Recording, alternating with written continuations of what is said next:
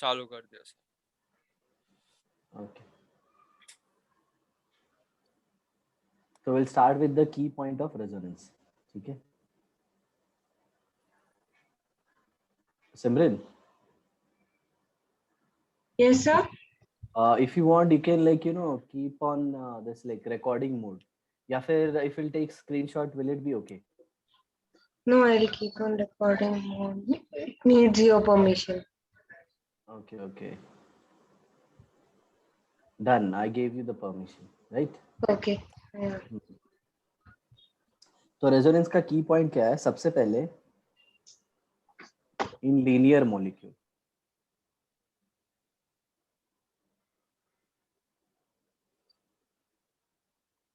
resonance effect is observed at both terminal of a molecule.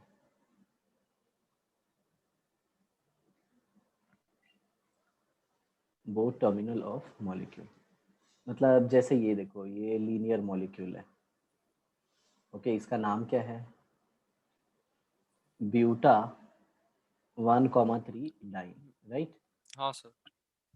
Okay, so to start the resonance it will be somewhat like this. ऐसे यहाँ पे आएगा ये, and then या फिर ऐसे सिंपली दिखाते हैं, this electron will come here और ये इलेक्ट्रॉन यहाँ पे आ जाएगा. So finally resonating structure will be यहाँ पे डबल बॉन्ड, यहाँ पे पॉजिटिव चार्ज, यहाँ पे नेगेटिव कार्बन पे चार्ज. नेगेटिव। हाँ सर। ओके सिमरन, क्लियर ना ये? Yes, sir.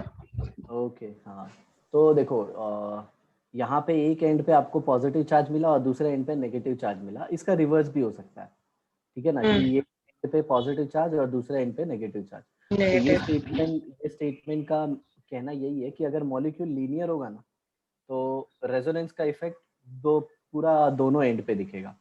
अब दूसरा इसका जो थॉट है वो ये है, if molecule is not linear, तो मॉलिक्यूल अगर लीनियर नहीं होगा ना तो उसका जितना पार्ट प्लेन में लीनियर होगा रहेगा उसमें ही ना, वही रेजोनेंस ना दिखेगा. हाँ सर, जो सेम प्लेन में रहेगा वही ना. यस. तो यहाँ पे देखो, if this one is like CH3, ठीक है, और आपका यहाँ पार्ट है, तो आपको ना रेजोनेंस सिर्फ इतने ही पार्ट में दिखेगा, बराबर ना? हाँ सर। रिमेनिंग पार्ट पे you can't see the resonance because वहाँ पे क्राइटेरिया रेजोनेंस का फुलफिल नहीं हो रहा है. ओके चलो Simran, you tell me what is the criteria for resonance. Resonance के लिए क्राइटेरिया क्या है? सेम प्लेन में रहना चाहिए, कॉन्जुगेशन होना चाहिए, या तो डबल बॉन्ड सिंगल बॉन्ड का कॉन्जुगेशन होना चाहिए, हाँ, कौन सा भी या कॉन्जुगेशन. चार्जेस. हाँ, कॉन्जुगेशन होना चाहिए. और क्या है, हाँ, मतलब डीलोकलाइजेशन ऑफ इलेक्ट्रॉन होना चाहिए. ओके, तो in short I can say like parallel p orbital, right? Parallel p orbital या फिर d orbital, weekend d orbital with high energy electron. High energy electron. आदि हाई एनर्जी इलेक्ट्रॉन क्या होता है? High energy electron क्या होता है sir? Interesting question sir. बताओ. सर जो हायर ऑर्बिट के अंदर होता रहेगा. हायर ऑर्बिट क्या होता है? एन उसका ज्यादा रहेगा सर. क्या जो अरे सर वो वैलेंस वाले में नहीं, आदि सिंपल है, मतलब pi electron are called as high energy electron. अच्छा. Okay, can you give the reason for this? नहीं सर. पाई इलेक्ट्रॉन को हाई एनर्जी, सिंपल ना, जैसे कि ये अगर स्ट्रक्चर बनाएंगे हम लोग, अनस्टेबल है. तो ये जो है ये इधर CH3 आ गया, राइट ना? तो अगर आप देखो तो ओवरलैप ये ऑर्बिटल के बीच में है, राइट? हाँ सर. तो ये जो इलेक्ट्रॉन है दो, और ये जो न्यूक्लियस है उससे ऊपर और नीचे है ना, न्यूक्लियस को मैं ग्रीन कलर से दिखा देता हूँ, हाँ राइट? सर. तो न्यूक्लियस का अट्रैक्शन जो पाई इलेक्ट्रॉन है उस पर कम है. हाँ सर. और अट्रैक्शन कम तो एनर्जी ज्यादा. आपने पढ़ा है बोर मॉडल में हाँ कि सर. इलेक्ट्रॉन न्यूक्लियस के जितना नजदीक होता है उतनी ज्यादा स्टेबल होता है, और जितना ऊपर दूर होता रहता है है उतना कम. उसका एनर्जी ज्यादा होता है, राइट ना? सर तो मैं एक बैलेंस स्टेटमेंट है वाला ना, ऑन बोला ही मूविंग था अवे फ्रॉम सर. द. क्या बोला था? सर मैं बैलेंस वाला बोला ही था कि वो है ना, मतलब दूर रहता है, हायर शेल में रहता है सर, वही. hey, you said like higher valence shell में, और यहाँ पे ना वैलेंस शेल सब सेम है, कुछ भी मत हाँ बोलो। हाँ ठीक है सर। डन ना? तो हाँ अट्रैक्टिव सर। फोर्स की वजह से वो सिंपल देखो, न्यूक्लियस के नजदीक जो इलेक्ट्रॉन रहेगा उस पर अट्रैक्शन ज्यादा ज्यादा, और जो दूर रहेगा उस पर अट्रैक्शन कम। कम। कम। डन। तो इसीलिए पाई इलेक्ट्रॉन का एनर्जी ज्यादा होता है, इसीलिए हम लोग उसको है ना डीलोकलाइजेशन में यूज करते हैं। और simple, if anyone is asking like sigma electron क्यों नहीं डीलोकलाइज होते, they are having less energy, they are more stable. Quite a lot हाँ स्टेबल। क्योंकि ओवरलैपिंग अच्छी होती है। Done done. मेन तो ओवरलैपिंग से भी ज्यादा इंपॉर्टेंट है उसके ऊपर न्यूक्लियर अट्रैक्शन। Okay, penetration. चलो will start with the second point. In benzene molecule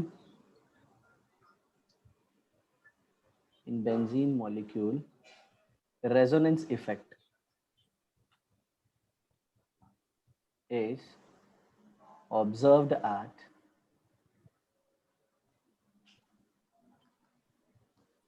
ortho and para position of molecule, right now?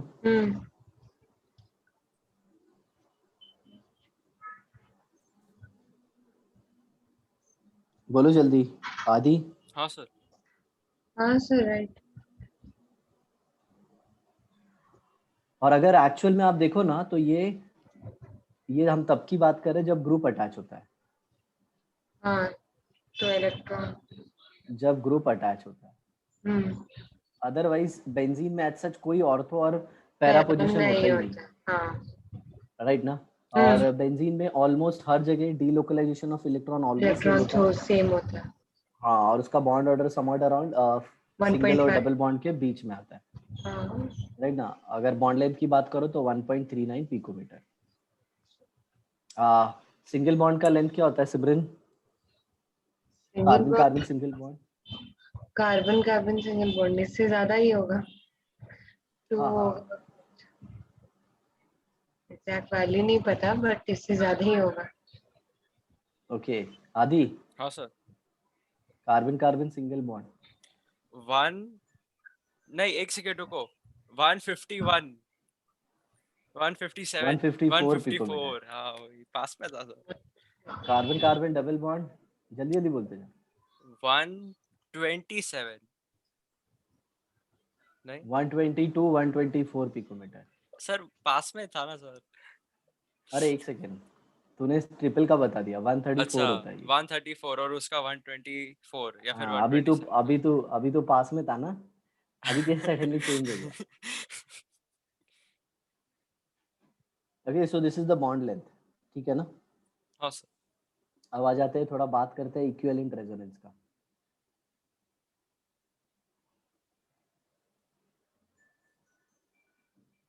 पहले एक बार सिमरन सब बेसिक डिस्कस कर लेते हैं, then I will talk like कि कैसे अप्लाई होता है सब कुछ, बराबर ना?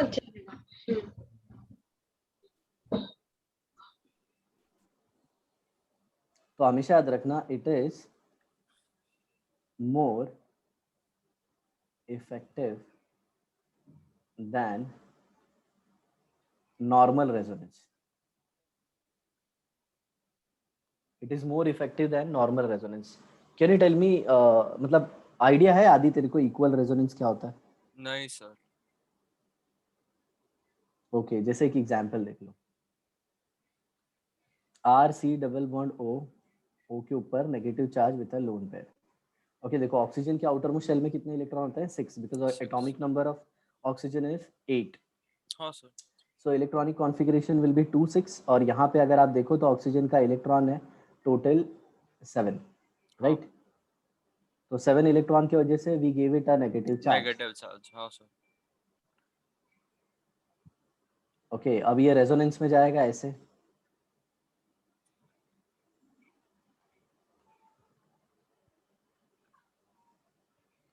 तो अगर तुम देखो तो दोनों स्ट्रक्चर में कुछ ज्यादा, सर वो वाले ऑक्सीजन पर नेगेटिव आएगा। यस, तो दोनों ऑक्सीजन, दोनों जो स्ट्रक्चर है ना ऑलमोस्ट सेम है, दोनों में कुछ डिफरेंस ही नहीं है। हाँ सर। और इसका रेजोनेंस हाइब्रिड कैसा होगा? सर ऑक्सीजन पे negative charge, delta negative charge, और वो डॉट डॉट वाला लाइन दोनों ऑक्सीजन पे। हाँ, दोनों बॉन्ड्स पे। राइट, डन ना। तो अगर देखो तो ये स्ट्रक्चर में दोनों मतलब इसके इक्वली कंट्रीब्यूटर है। अच्छा, हाँ सर। रेजोनेंस में ना एक्चुअल में हमें एग्जैक्ट स्ट्रक्चर पता नहीं होता, तो हम अलग अलग स्ट्रक्चर बना के कोशिश करते हैं कैनोनिकल कि रियल स्ट्रक्चर। स्ट्रक्चर के नजदीक जाए। हाँ सर। राइट, तो ये जो सारे स्ट्रक्चर है इनको कैनोनिकल स्ट्रक्चर बोलते हैं, कैनोनिकल स्ट्रक्चर बोलते हैं, कंट्रीब्यूटिंग स्ट्रक्चर बोलते हैं, रेजोनेटिंग स्ट्रक्चर बोलते हैं। बहुत सारे नाम है, उससे कुछ लेना देना नहीं है, सिंपल ये रियल स्ट्रक्चर नहीं होते, बस हमें ये पता होना चाहिए। हाँ सर। राइट, तो जब दोनों स्ट्रक्चर एकदम आइडेंटिकल हो, मतलब जितना इंफॉर्मेशन फर्स्ट स्ट्रक्चर देता है उतना इंफॉर्मेशन अगर सेकेंड स्ट्रक्चर देता है ना, तो वी से दैट कि we are almost at the real structure. Sir ये इसका रेजोनेंस मतलब हाइब्रिड है ना। वो सेम एलिमेंट होना चाहिए, या फिर मतलब जैसे इसके अंदर ऑक्सीजन ऑक्सीजन था तो वो ऑक्सीजन ही होना मतलब सेम एलिमेंट्स होने चाहिए दोनों, या फिर अलग अलग हो सकते हैं? राइट, अगर सेम होगा तो ही तो होगा ना यार, तो ही अलग अलग होएगा होगा ना। तब हाँ तो सर। एक बार हाँ। नेगेटिव पे चार्ज, एक बार मतलब दूसरा आइटम पे चार्ज आएगा और एक बार दूसरे आइटम पे आएगा, तो फिर कैसे इक्वल बोलोगे। राइट ना। हाँ सर। तो याद रखना कभी भी इक्वल रेजोनेंस का केस आएगा ना, तो वो बहुत ज्यादा स्टेबल स्ट्रक्चर बनाएगा। ठीक है ठीक सर। है ना। हाँ, और ये बहुत इंपॉर्टेंट रोल प्ले करेगा एसिडिक स्ट्रेंथ डिसाइड करने में। हाँ सर। ठीक है, ओके। चलो जैसे यहाँ हाँ। पे देखो एसिटिक एसिड आ गया सपोज। ओके, और तुमको पता करना है कि ये कितना स्ट्रॉन्ग एसिड है, तो सबसे पहले तो आप इसका इसका हाइड्रोजन कॉन्जुगेट निकालेंगे। बेस, हाँ, कॉन्जुगेट बेस बनेंगे। यस। आदि अभी तुम्हारा आयनिक इक्विलिब्रियम बाकी है, तो वो फिर बाद में वो कॉन्जुगेट बेस और वो सब समझ में आ जाएगा। हाँ सर। तो ये हो जाएगा H प्लस। डन। हाँ सर। अब आपको देखना यस। है कि ये कितना ज्यादा स्टेबल है। राइट ना। अब हाँ इसके सर। अंदर कौन कौन सी स्टेबिलिटी है, स्टेबिलिटी के लिए कौन कौन से फैक्टर लगा सकते हो, बताओ जल्दी। सबसे पहले तो इसका नेगेटिव चार्ज सबसे ज्यादा कम कौन होएगा, मतलब हाँ रेजोनेंस एक, और सर बाद में वो चार्ज कितना कम हो रहा है उसका। हाँ हाँ, मतलब सिंपल सी बात है। सिमरन देखो, कभी भी पॉजिटिव चार्ज हो या नेगेटिव चार्ज हो, both are come like both are like unstability, तो दोनों जीरो की अनस्टेबल। तरफ जाना चाहते हैं। हाँ बराबर ना। मतलब मैं ऐसे हाँ ऐसे बोलता हूँ कि पॉजिटिव चार्ज भी दर्द है, नेगेटिव चार्ज भी दर्द है। राइट, हाँ तो दर्द कम करना चाहते हैं दोनों। तो पॉजिटिव हाँ। कैसे दर्द कम करेगा, जब उसको कोई इलेक्ट्रॉन देने वाला इलेक्ट्रॉन ग्रुप रहेगा। डोनेटिंग ग्रुप रहेगा। हाँ, और नेगेटिव का इलेक्ट्रॉन विड्रॉइंग वाला। सिंपल। राइट ना। हाँ, तो यहाँ पे ये वाला ग्रुप कैसे काम कर रहा है। इलेक्ट्रॉन डोनेटिंग ना। डोनेटिंग। यस यस, और ये इलेक्ट्रॉन डोनेट कर रहा है। दो दो इफेक्ट्स है एक्चुअल में देखने जाओगे तो। हाँ ठीक प्लस है, है फिलहाल के लिए और तो। Plus M. हाँ, कौन कौन सा। प्लस है प्लस एम ना। नहीं है। हाँ, प्लस प्लस आई और एक plus hyper conjugation. Plus hyper conjugation. हाँ, इसमें प्लस एम नहीं लगता, ठीक है। वो सिर्फ बेंजीन रिंग्स पे लगता है क्या? हाँ हाँ, वो सीख जाओगी तुम जैसे ये खत्म होगा ना, हम्म। सब सीख जाओगी। हाँ ठीक है। तो ये पहला हो गया, इसके बाद दूसरा देखो। सपोज कार्बोनिक एसिड दे दिया H2CO3, तो ये टूट के क्या दे देगा 2H plus plus CO3 minus 2। हाँ सर। राइट ना। अब CO3 हम्म। माइनस 2 में अगर आप देखो तो ये कार्बोनेट का स्ट्रक्चर है, कार्बोनेट का structure will be somewhat like this. Single bond with oxygen, single bond with oxygen. हाँ हाँ, LDS आप सबने सीखा होगा। हाँ सर। राइट ना। अब इसके कितने स्ट्रक्चर पॉसिबल है। इसके 1 2। दो। देखो, तीन स्ट्रक्चर पॉसिबल है सर क्योंकि ये ये पाई तो बॉन्ड है एक ना। खुद का है, और सर बाद में दो रेजोनेटिंग स्ट्रक्चर और आएंगे ना, जो वो हाँ दो ऑक्सीजन के साथ हाँ रहेंगे। राइट, इसके ऊपर नेगेटिव चार्ज और इसके ऊपर नेगेटिव चार्ज। राइट, और हाँ एक सर। आएगा कौन सा, और एक फिर ये एक जो आएगा। वो सेकंड वाले ऑक्सीजन के साथ डबल ऑक्सीजन बॉन्ड के बनाएगा। हाँ। डन ना। हम्म। तो ये तीनों है, तो इससे हम लोग को पता चला कि ये 30 के अंदर 3 इक्वल RS है। हाँ। हाँ बराबर ना। देखो ये स्ट्रक्चर हुआ, ये पहला ये स्ट्रक्चर हुआ, ये दूसरा स्ट्रक्चर हुआ, तीसरा स्ट्रक्चर। तीसरा। हाँ। हाँ सर। ये तीनों ऑलमोस्ट आइडेंटिकल हैं, कुछ डिफरेंस ही नहीं है। हम्म। हाँ सर। तो इसके लिए हम लोग बोलते हैं कि ये इक्वल RS है, और तीनों में जो बॉन्ड लेंथ है वो तीनों में सेम होगा। A is equal to B is equal to C, या फिर 1 is equal to 2 is equal to 3 bond length. CO का बात कर रहा हूँ, C हाँ और O सर। का बॉन्ड लेंथ। हाँ सर। राइट ना। तो इक्वल स्ट्रक्चर में आप बॉन्ड लेंथ भी आइडेंटिकली पाओगे। हाँ, ठीक है सर। Yes sir. ठीक है ना, जिसके अंदर भी इक्वल रेजोनेंस होगा वो सबके अंदर बॉन्ड लेंथ भी बॉन्ड लेंथ इक्वल सेम होगा। होएगा। चलो, आई होप इतना सफिशिएंट है। Next will move to the third case and that is called as extended conjugation.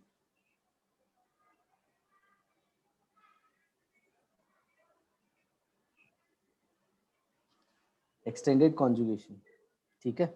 हाँ सर।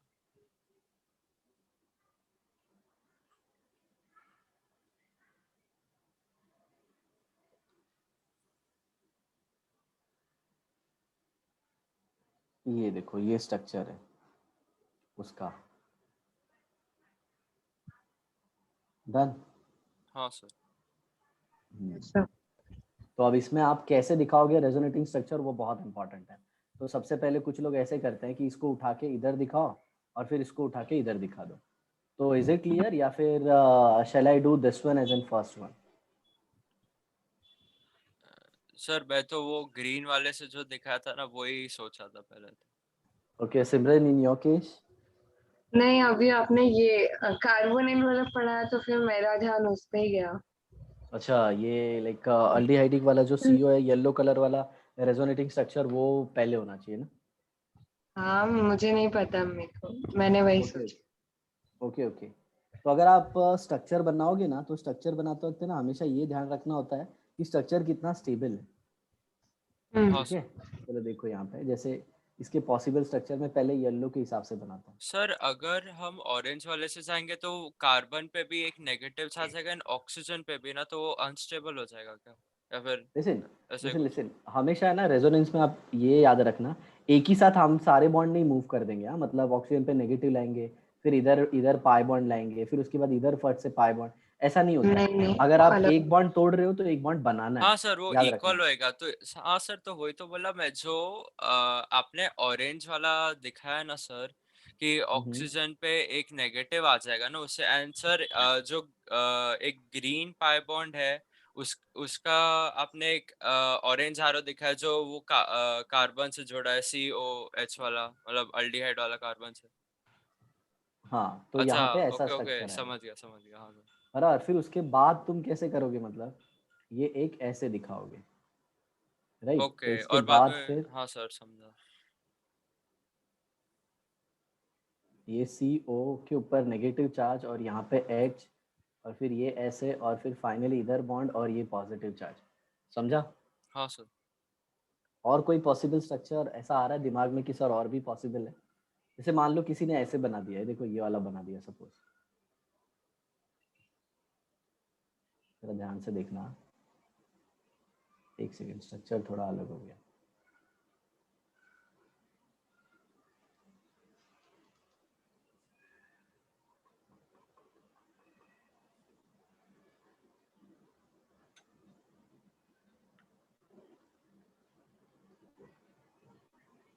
तो इधर देखो, सपोज ये ग्रीन वाला किया तो इधर पॉजिटिव लाया उसने, हाँ सर। राइट, और यहाँ पे नेगेटिव लाया, नेगेटिव आ गया, और सर वो बीच में एक हम्म डबल बॉन्ड आएगा ना। हाँ बराबर, हम्म डन। हम्म। तो ये भी एक पॉसिबल स्ट्रक्चर हो गया ना। हाँ सर। हाँ, तो ये 1 हो गया, ये 2 हो गया, और ये 3 हो गया, 3 होगा। राइट? हाँ तो ये सर। सारे पॉसिबल स्ट्रक्चर है ना। हाँ sir. But don't you think, मतलब थोड़ा जो सेकंड है वो ये थर्ड वाले से मैच हो रहा है ऑलमोस्ट, थोड़ा बहुत। कौन सा सर, फर्स्ट? सेकेंड सेकेंड वाला थर्ड वाले से मैच। नहीं हो रहा है सर। Double bond. सर आपने, सर उसके अंदर नेगेटिव चार्ज के बदले सर आपने डबल बॉन्ड दिखाया सेकंड वाले में।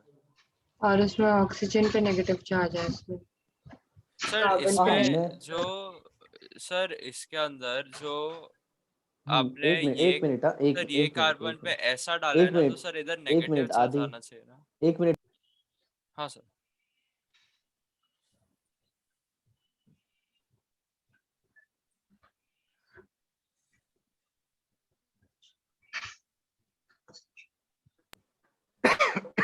हाँ बोलो आदि अभी। हाँ सर, मैं बोल रहा था कि ये डबल बॉन्ड के बदले इधर एक नेगेटिव चार्ज आना चाहिए ना, बिकॉज ये वाला जो बॉन्ड है वो कार्बन पे गया है। अच्छा नहीं नहीं नहीं, कुछ नहीं सर। ठीक है ठीक है, सर लेकिन सेकंड एंड थर्ड सेम कैसे रहेगा सर? नहीं नहीं, मैं ना ये पाई बॉन्ड के रिस्पेक्ट में बोल रहा हूँ, लाइक दिस पाई बॉन्ड के रिस्पेक्ट में, हाँ हाँ सर सेम है तो। ऐसे, क्योंकि आगे चल के ये ऐसे कर लेगा ना। हाँ सर आगे जाके तो बाद में सेम ही बनेगा, वो नेगेटिव हाँ पाई बॉन्ड बना तो देगा, आप, पाई बॉन्ड ऑक्सीजन पे नेगेटिव चार्ज डाल देगा। हाँ, तो उसके बाद जो चौथा स्ट्रक्चर अगर ऐसे बनाओगे तो वो दूसरे जैसा ही हो जाएगा एकदम, हाँ दिखते थर्ड उतना जैसे ही नहीं। होएगा सर। तो हम लोग है ना ये सबको सिलेक्ट करेंगे, मान लेंगे तीनों को रेजोनेटिंग स्ट्रक्चर मानेंगे, तो इसमें सबसे ज्यादा स्टेबल कौन सा है? सबसे ज्यादा स्टेबल? एक्चुअल में ना इसके स्ट्रक्चर देखने जाओगे तो 4 होंगे, पहला भी तो स्ट्रक्चर ही है ना। हाँ सर। हाँ सर लेकिन वो पहला वाला मोस्ट स्टेबल ही होएगा ना? हाँ, पहला वाला ही मोस्ट स्टेबल होगा हाँ क्योंकि वो सर। न्यूट्रल है। हाँ सर। ओके, और 1 2 3 में बोलो, मतलब सेकंड थर्ड और फोर्थ में। सर ज्यादा कोवैलेंट बॉन्ड किसके अंदर है? सर चेक कर लो सेकंड एंड ज्यादा को। थर्ड में से मेरे को लग रहा है, सेकंड एंड थर्ड में से कोई। ओके, सेकंड एंड थर्ड में देखो number of covalent bond same है। हाँ सर कोवैलेंट बॉन्ड सेम है, and then positive negative charge भी है इसके और वजह सुनो से। सुनो सुनो, आदि आदि फोर्थ में भी कोवेलेंट बॉन्ड सेम है, सेकंड में भी 2 कोवेलेंट बॉन्ड है, थर्ड में भी 2 कोवेलेंट बॉन्ड है, और 3 इसमें फोर्थ में भी नंबर ऑफ कोवेलेंट बॉन्ड है अच्छा हाँ सेम। सर, तो लास्ट वाला ज्यादा स्टेबल रहेगा बिकॉज इसके अंदर चार्ज एक ही है, लेकिन सेकंड थर्ड में दो चार्ज है नहीं नहीं, पॉजिटिव। सब में सेम चार्ज है, इसमें भी एक सर सब में पॉजिटिव सेम है एक अरे नेगेटिव है, सर इसमें भी एक पॉजिटिव इक्वली एक स्टेबल, नेगेटिव। चलो सर इक्वली स्टेबल बस। ओके ओके, ऐसा एक्चुअल में है नहीं, मैं बताता हूँ अभी। सेकंड और थर्ड स्टेबल है। सुनो सिमरन, हाँ सबसे पहले तो वी डिसाइड कि वो स्ट्रक्चर सबसे ज्यादा स्टेबल होता है जिसमें सबका ऑक्टेट कंप्लीट होता है, सबसे पहले वो देखते हैं। वन अच्छा। टू थ्री ओके, फोर और फिर उसके बाद देखते हैं मतलब कि किसमें सबसे ज्यादा नंबर ऑफ कोवेलेंट बॉन्ड है। हम्म ओके, तो यहाँ पे अगर तुम देखो ना तो सब में कोवेलेंट बॉन्ड सेम है, हाँ सेम है। सर। तो हम डिसाइड करेंगे स्टेबिलिटी कि किसमें सबसे ज्यादा पास है पॉजिटिव और नेगेटिव चार्ज। हम्म ओके। ठीक है, हम्म, पॉजिटिव और नेगेटिव चार्ज। एंड हाँ इसके पहले भी आपका वो फंडा लगेगा कि मोर इलेक्ट्रोनेगेटिव एटम पे ज्यादा नेगेटिव चार्ज ज्यादा स्टेबल होता है, स्टेबल हाँ बराबर। सर। है। तो देखो, तो सेकंड बाजी मार जाएगा, सेकंड और थर्ड फोर्थ वाले से बाजी मार जाएंगे, हाँ यस और सर। हाँ नो? नेगेटिव कैसे? चार्ज हो। हाँ, क्योंकि नेगेटिव इसमें तो चार्ज हो। नेगेटिव चार्ज कार्बन पे है फोर्थ वाले में, हाँ और सेकंड और थर्ड में नेगेटिव चार्ज ऑक्सीजन पे है, राइट ना? हाँ हाँ सर।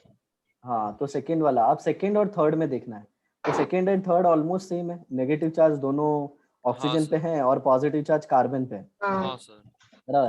तो यहाँ पे सबसे इंपॉर्टेंट चीज आप क्या देखोगे पता है, जब भी दो अपोजिट चार्ज होते हैं ना, सुनो, हाँ। जब भी दो अपोजिट चार्ज जितना नजदीक होते हैं ना उतना ज्यादा स्टेबल होते हैं, ओके, अच्छा तो मतलब सर सेकंड समझ में? वाला ज्यादा स्टेबल सेकंड हो वाला जाएगा। ज्यादा स्टेबल होगा। हाँ, तो ये कैसे पता चला कि दो अपोजिट चार्जेस नजदीक होते हैं तो ज्यादा स्टेबल होते हैं, जरा बताओगे? सर अरे वो प्लस आई इफेक्ट जो रहता है वो थोड़े लिमिटेड कार्बन नंबर तक ही रहता है ना, तो सर जो ज्यादा पास में रहेगा वो ज्यादा खींच पाएगा, मतलब अब सुनो, इधर इधर सुनो वही है आदि, ना। इधर प्लस प्लस आई इफेक्ट तो हम लोग तब लगाते हैं जब यहाँ पे बोलते हैं ना कि अरे नहीं सर, दोनों मैं ऐसा बोल कंडीशन रहा था सेम कि जैसे। जैसे मतलब जो नेगेटिव चार्ज है ना ऑक्सीजन पे, वो उसको निकालना है ना देखे तो। और सर प्लस वाला अगर ज्यादा पास में रहेगा तो मोर इफेक्टिवली निकाल पाएगा और नेगेटिव चार्ज को, मैं ऐसा नहीं नहीं सोच नहीं, रहा था। तुम समझे नहीं, मेरे कहने का मतलब क्या है, एक सिंपल सा फंडा बोलता हूँ मैं, ज्यादा तो कॉम्प्लिकेटेड नहीं करेंगे। ये पॉजिटिव चार्ज है, ये नेगेटिव चार्ज है, इसके बीच में 2 सेंटीमीटर का डिफरेंस है, डिस्टेंस हाँ है। सर। ये पॉजिटिव चार्ज है, ये नेगेटिव चार्ज है, इसके बीच में 5 सेंटीमीटर का डिफरेंस है। हाँ, हम्म अब कैसे बताओगे कौन ज्यादा स्टेबल है? जो ज्यादा पास में रहेगा। हम्म सिंपल, कूलम्स लॉ। हाँ सर। Q1 Q2 खत्म ना यार, मतलब इतना ज्यादा डिबेट करने की क्या जरूरत है, बराबर। हाँ हाँ तो सर। हाँ सर। सेकंड ज्यादा स्टेबल होगा, फिर थर्ड ज्यादा स्टेबल होगा, फिर फोर्थ सबसे ज्यादा एंड में, हाँ सर। डन ना? तो ये हो गया अपना मतलब एक्सटेंडेड कॉन्जुगेशन का, कॉन्वेक्ट। बराबर। सो एक्सटेंडेड कॉन्जुगेशन मतलब क्या होता है, when more than 2 conjugated systems are there, right? मतलब सिंपल बात बताओ ना, तो सारा जो कॉन्जुगेटेड सिस्टम है ना वो हर एक दूसरे के साथ कनेक्टेड है, कनेक्टेड है। बराबर। अभी एक हाँ एक ऐसा सिचुएशन लेके आता हूँ, रुको, इससे जस्ट थोड़ा ऑपोजिट। अब हम लोग बात करेंगे क्रॉस कॉन्जुगेशन का। क्रॉस कॉन्जुगेशन मतलब क्या होता है, जरा देखना, ध्यान से देखना थोड़ा। हाँ सर। यहाँ पे ये डबल बॉन्ड O है, यहाँ पे ये S है, ठीक है ना। हाँ ये क्रॉस कॉन्जुगेशन वाला सिचुएशन है। जैसे मैं ना ऐसे एग्जांपल देके बोलता हूँ, ये A है, ये B है और ये C है, राइट। तो A जो है ना, A is in conjugation with C and B is also in conjugation with C, but A and B are not conjugation with each other. हाँ चलो चलो ये सिचुएशन को थोड़ा इजी करते हैं। ओके मैं C हूँ, ठीक है, like this is me, A Simran yourself and like this is Yeah. आदि, या फिर A फॉर आदि, आदि तुम हो, हाँ ये सर। सिमरन है, हम्म, राइट। अभी मैंने बना दिया ये, मैं सिमरन को भी जानता हूँ, आदि को भी जानता हूँ, बराबर। हाँ सर। बट आदि Yes. सिमरन को नहीं जानता, सिमरन आदि को नहीं जानती, राइट। हाँ सर। हाँ So I am related to both of you. Like I am in conjugation with Simran also, Adi also. But हाँ sir. Adi and Simran are not in conjugation. yeah. हाँ सर। Okay. तो अब इसको थोड़ा अंग्रेजी में समझाते हैं. When two groups are in conjugation with a third group, but they are not in conjugation with each other, then such system is called as cross cross conjugation. Conjugation. हाँ sir. आ गया समझ में? हाँ सर। हाँ हाँ. तो ये वाला केस है. क्योंकि इसमें एट ए टाइम है ना, अगर दोनों साइड रेजोनेंस होगा ना तो प्रॉब्लम हो जाएगा। देखो कैसे, यहाँ से इसका कोशिश है कि ये इधर आ जाए, बराबर, इधर आई, हाँ और ये इधर चले जाए, लेकिन ये भी कोशिश कर रहा है साइमल्टेनियसली। हाँ सर। तो पहले जब एक एक इसका, करके आए थे। हाँ देखो ना, नहीं एक एक करके नहीं, क्योंकि दोनों की तो पॉसिबिलिटी इक्वल है ना, अच्छा नहीं समझे? मतलब हाँ दोनों। जितना जितना अटेंशन मैं सिमरन को दे रहा हूँ उतना ही अटेंशन आदि को दे रहा हूँ। तो आदि जिस स्पीड से आंसर देना चाहेगा उतनी स्पीड से सिमरन भी देगी। हालांकि यहाँ पे Simran Aadi are two different cases, but for like situation I will consider both are Aadi only, तो इक्वली स्पीड से आंसर देंगे ना। हाँ सर। हाँ तो इधर से भी नेगेटिव चार्ज आएगा, इधर से भी नेगेटिव चार्ज आएगा, दोनों एक दूसरे को रिपेल करेंगे ठीक है सर। और स्टेबिलिटी कम हो जाएगी, राइट। हाँ तो सर। एक चीज आपने क्या सीखा कि अगर एक्सटेंडेड कॉन्जुगेशन होता है तो स्टेबिलिटी ज्यादा होती है और क्रॉस कॉन्जुगेशन में स्टेबिलिटी स्टेबिलिटी कम कम होती है। हाँ क्लियर ना? हाँ okay done. So I will write here stability in extended conjugation is greater than cross conjugation. चलो कुछ केसेस ले लेते हैं, ओके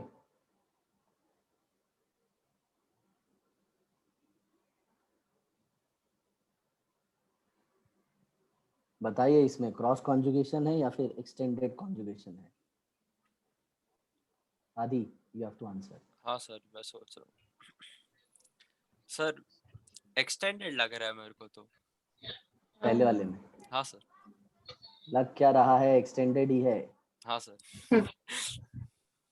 ओके और दूसरे वाले में cross. Cross conjugation. Okay so this one is first, this one is second, cross conjugation.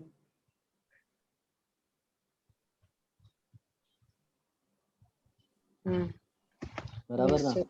हाँ हाँ सर। तो स्टेबिलिटी वाला कौन सा पहला ज्यादा होगा, दूसरा वाला कम होगा? हाँ कम सर। होगा। चलो ये सेकंड केस हो गया, अब थर्ड वाला डिस्कस करते हैं। तो सिमरन तुम आंसर Yes. दोगी। तो सिमरन नाब के सामने ये क्वेश्चन है, एक संतरे की गोली का, और आपको इसका जवाब देना है। चलिए बहुत ही डिफिकल्ट है, आप बता दोगी। फर्स्ट इसमें वाला पूछा गया एक्सटेंडेड है, होता है। लिसन लिसन, इसमें हाँ। पूछा गया है स्टेबिलिटी ऑफ कार्बोकेटाइन किसका ज्यादा है, ये फर्स्ट है ये सेकंड है? फर्स्ट है और सेकंड है, ये दोनों साइड से कम। सेकंड वाले का ज्यादा होगा ना, क्योंकि दोनों साइड से sp2 हाइब्रिडाइज कार्बन जो चार्ज इंक्रीज कर रहे हैं। सॉरी सॉरी, हाँ फाइन। तो इसका फर्स्ट वाला ज्यादा स्टेबल होगा ना, कार्बोकेटाइन। यस सिमरन, एक सेकंड के लिए तुम्हारा मन भटक गया था।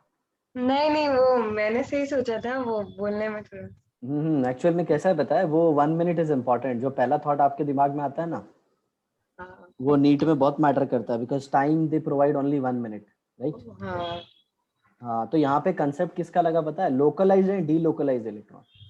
हाँ मतलब ऐसे, जैसे मैं ऐसे बोल रहा हूँ, मतलब ये पॉजिटिव चार्ज है ना, इसमें पूरा रेजोनेंस आएगा यहाँ से लेके यहाँ तक, यहाँ और इसमें है ना, इसमें या तो ये होगा या तो ये होगा, हाँ हाँ सर यहाँ पे ऑप्शन है। हम्म। ओके हाँ, तो second one is more stable then first one. तो बेसिकली हमने इसमें कार्बोकेटायन का रूल लगाया है या फिर एक्सटेंडेड और क्रॉस कॉन्जुगेशन? देखो एक बात बताओ मेरे को, तुम रेजोनेंस से क्या डिसाइड कर रही थी? जैसे मान लो ये पहला स्ट्रक्चर ले लो, ये वाला पहला हाँ। स्ट्रक्चर, तो इसमें तुमने कैसे डिसाइड किया कि ये एक्सटेंडेड कॉन्जुगेशन है या क्रॉस कॉन्जुगेशन है? रेजोनेंस है ना। हाँ दूसरे वाले में भी रेजोनेंस लगा, हाँ इधर भी रेजोनेंस लगाओ ना, तो किसमें एक्सटेंडेड रेजोनेंस दिखेगा तुमको? Take it as an p हाँ orbital, take it as an p Okay. Orbital, हाँ हाँ समझे बराबर ना। हाँ इफेक्ट सारे अपने पास गिने चुने हैं, इंडक्टिव है, रेजोनेंस है, हाइपर कॉन्जुगेशन है, इलेक्ट्रोमेरिक है, समझ में आया। और ये सबको हम लोग अप्लाई करते हैं रिएक्शन इंटरमीडिएट पे। तो रिएक्शन इंटरमीडिएट होता है carbocation, carbon ion, carbon free radical, ऐसे बहुत सारे होते हैं, समझे? हाँ सर राइट ना। चलिए अब कुछ गंभीर बातें करेंगे, something very serious. Okay, localize and delocalize electron, अभी तक कोई प्रॉब्लम नहीं है ना? नहीं sir Localized and delocalized electron। अब ये localized and delocalized electron का मतलब क्या होता है? In short, Simran, would you like to tell me what do you mean by localized electron? Delocalize electron यानी पाई इलेक्ट्रॉन जो ट्रैवल कर सकते हैं इन कॉन्जुगेशन, ओके ओके, मतलब जिसका हम लोग मूवमेंट दिखा सकते हैं। मूवमेंट दिखा सकते हैं। हाँ हाँ, और लोकलाइज मतलब जो यहाँ पे एक जगह पे रुका हुआ है। एक ही जगह पे। गुड। तो ये जो सिस्टम है इसको हम लोग बोलते हैं पाइरिडिन। हाँ ओके, पाइरिडिन बोलते हैं। इसके अंदर ये अल्टरनेट मैंने अल्टरनेट बॉन्ड दिखा दिया, राइट। इसका थोड़ा सा मैं ऑर्बिटल डायग्राम बनाता हूँ, ओके, थोड़ा टेढ़ा कर देता हूँ।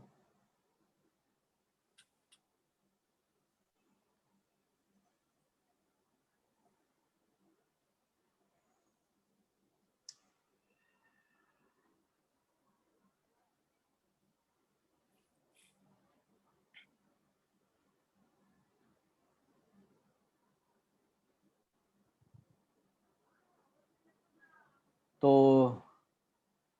इसमें मेरे को सिमरन बताओ, नाइट्रोजन का हाइब्रिडाइजेशन क्या है? इसमें ये 5 होते, 5 में 5 बॉन्ड 6 1 2 sp2 है ना? Good, it is sp2 hybridize. Aadi clear है ना? हाँ सर, वो लास्ट टाइम बोला था ना कि अगर तो वो उसके किसी के तो बाजू में रहता है तो वो एक लोन पेयर वो कंसिडर नहीं करता है हाइब्रिडाइजेशन। नहीं आदि, तो वो वाला फंडा मत लगाना इधर। तो इधर ऐसे सोचना कि मतलब नाइट्रोजन है ना, हाँ उसका सर, ये ऑर्बिटल sp2 में है, क्योंकि उसको प्लेनर में रहना है ना, तो प्लेनर हाँ में सर, रहने के लिए sp2 मेंटेन करेगा, sp2 ठीक है। बराबर। हाँ हाँ, अरे हाँ सर, मैं वापस से पाई बॉन्ड काउंट किया। और ये देखो नाइट्रोजन पे वापस एक p ऑर्बिटल है, बराबर ना। नाइट्रोजन का इलेक्ट्रॉनिक कॉन्फ़िगरेशन क्या होता है? 1s2 2s2 2p3, बराबर। तो p ऑर्बिटल ये s का 2 इलेक्ट्रॉन है, राइट। और उसके बाद p का सिंगल है 1 2 3, तो ये हाइब्रिडाइजेशन हो गया हाँ सर, sp2, तो ये p ऑर्बिटल बन गया जिसके अंदर ये इलेक्ट्रॉन है। आज हाँ समझ, सर, ये इलेक्ट्रॉन ने इस इलेक्ट्रॉन के साथ ओवरलैप कर लिया ऐसे, हाँ सर, इसने इसके साथ ओवरलैप कर लिया, इसने इसके साथ ओवरलैप कर लिया, बराबर। तो क्या ये लोन पेयर कॉन्जुगेशन में पार्टिसिपेट कर रहा है? नहीं। Can this lone pair participate in resonance? No. नहीं। So it is called as localized. समझ में आया? हाँ सर, सिमरन ध्यान से सुनना, आगे चल के हम लोग बेसिक स्ट्रेन डिसाइड करेंगे। तो नाइट्रोजन का लोन पेयर है ना, घूमेगा, मतलब वो लोकलाइजेशन में, मतलब वो लोकलाइज नहीं होगा, वो इधर उधर घूमेगा, और वो इधर उधर घूमेगा ना तो इजीली अवेलेबल नहीं होगा देने के लिए सामने वाले को। अमीन्स में ना? यस समझा। और जिसके ऊपर लोकलाइज्ड होगा ना वो इजीली दे पाएगा। आदि क्लियर है ना? हाँ सर। हाँ, तो ये हमेशा याद रखना। और सबसे इम्पोर्टेंट इसमें नाइट्रोजन का hybridisation. Okay, so this was the scenario with pyridine. Next, we'll talk about furan. Furan ring. अच्छा, continue। तुमने पढ़ा होगा सिमरन फ्यूरेनोज। हाँ, फ्यूरानोज रिंग। हाँ, फ्रक्टोज का ये बेसिक स्ट्रक्चर होता है। Right right right. तो ये देखो, ये हो गया। इसका भी मैं थोड़ा सा घुमा के आप लोगों को स्ट्रक्चर दिखाना चाहता हूँ, ठीक है? हाँ सर। ओके, बट पहले आप मेरे को, मैं सिमरन से पूछता हूँ। सिमरन, हाँ, इसका हाइब्रिडाइजेशन बताओ मुझको, इसका इसका ऑक्सीजन 6 का। 2 8 sp3 है ना ये? सिमरन गलत नहीं, है। 2 मिनट। क्या है फिर? आदि तुम ट्राई करो। सर मेरे को भी sp3 लगा था। ओए आदि, मैंने तुझको सिखाया था अभी थोड़ी देर पहले, इसमें तू वो रूल अप्लाई कर रहा था, और अच्छा इधर हाँ, तेरे को चलो क्या हो इसके गया? अंदर अप्लाई करता हूँ सर, तो sp2 हो गया सर। हाँ, जरा देखना सिमरन, कभी भी ऐसा सिनारियो हाँ रहे ना सर लेकिन ऐसे, मुझे वो ही नहीं समझा कि अप्लाई कभी करूँ और नहीं। याद रखने का। अच्छा ठीक है सर। हाँ, तो सब्जेक्ट का नाम इसीलिए तो मिस्ट्री है। हाँ अगर सब कुछ लॉजिक से हो जाता तो फिर फिजिक्स मैथ्स का तो वैल्यू नहीं रह जाता ना। हाँ सर। हाँ, इधर कुछ लॉजिक वॉजिक लगता है कहीं कहीं पे, कुछ कुछ नॉलेज बेस्ड है जिसको याद रखना होता है। तो देखो ठीक सिमरन, है जब भी ऐसा केस है कि हाँ एक एटम के ऊपर लोन पेयर है, उसके बगल में कॉन्जुगेटेड सिस्टम है, उसके हाँ। बगल कॉन्जुगेटेड सिस्टम है, तो वो केस में एक लोन पेयर को हम काउंट नहीं करते। अच्छा, अच्छा, तो इससे 2 बॉन्ड पेयर और 1 लोन पेयर। हाँ हाँ, 2 बॉन्ड पेयर 1 लोन पेयर, इसका हाइब्रिडाइजेशन हो जाएगा sp2। sp2। हाँ हाँ, समझा। हाँ, और इसके 2 लोन पेयर में से 1 लोन पेयर मैंने इसलिए नहीं काउंट किया क्योंकि वो पार्ट लेगा कॉन्जुगेशन में। हाँ आ समझ में? तो इसका एक हाँ। लोन पेयर डी लोकलाइज है। चलो देखते हैं इसका स्ट्रक्चर।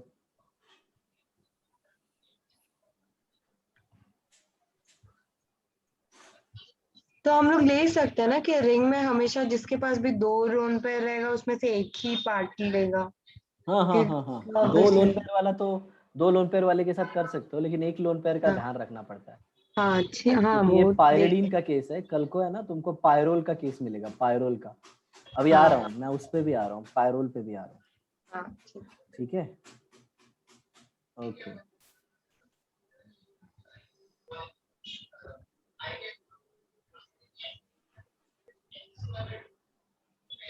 और ऑक्सीजन sp2 भी है, राइट? तो ऑक्सीजन देखोगे तो 1s2 2s2 2p4, 2p4। तो p में इसके ये 4 हो गए, और ये s के 2, तो इसमें देखोगे तो 2 लोन पेयर है ना, तो ये हाइब्रिडाइजेशन इसका sp2 हो गया, राइट? और ये एक p ऑर्बिटल में इलेक्ट्रॉन खाली रह गया। खाली हाँ रहेगा। सर। लेकिन होता क्या है पता है ना, ये भी ओवरलैप कर लेते हैं किसके साथ? कार्बन के साथ। कार्बन के साथ ओवरलैप कर लेते हैं, समझा? तो इसमें है ना, इसमें ये एक है ना, एक जो लोन पेयर है ना, इसको हम लोग पार्ट नहीं मानते हाइब्रिडाइजेशन का, समझे? ये थोड़ा सा एक्सेप्शन है, ध्यान रखना, हाँ सर। राइट? जैसे मैं आपको दिखाता हूँ, ये देखो, ये ऑक्सीजन ने एक बॉन्ड बनाया, ये दूसरा बॉन्ड बनाया कार्बन के साथ, राइट ना? हाँ हाँ सर। तो ये वाला जो लोन पेयर है ना, ये वाला, इसको हम लोग है ना काउंट नहीं करते हाइब्रिडाइजेशन में इसको। हाँ सर। और ये एक S हुआ, ये P1 ये और वो P2, 2p2। बराबर? हाँ सर। हाँ हाँ, तो इधर आता है लोन पेयर,